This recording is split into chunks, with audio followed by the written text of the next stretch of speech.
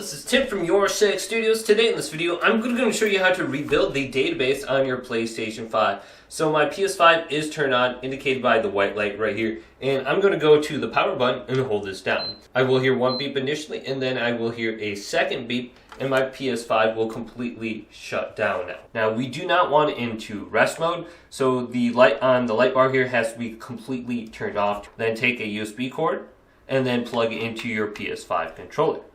Now, when the light is completely turned off, hold down the power button again. You will hear one beep initially, and then you will hear a second beep about 10 seconds later. When you hear the second beep, you can go ahead and let go. Then go to your PS5 controller and press the PlayStation button, and you can go up and down with the D-pad and select options with X. Now go on down to option number 6, clear cache and rebuild database, and then go to rebuild database and select this. And it says it will take a few hours, but in my experience, it only takes about 5 to 10 minutes. Just go to accept, and then your PlayStation 5 will go ahead and restart. Then it's going to bring you to this screen where it's giving you an estimated amount of time of how long it's going to take. Then finally your PlayStation 5 will restart again and launch into the login screen, and you should be good to go. Hopefully this video did indeed help you out. If it did, leave it a big thumbs up and subscribe to my channel down below for more tech up videos coming up next on Your Six Studios.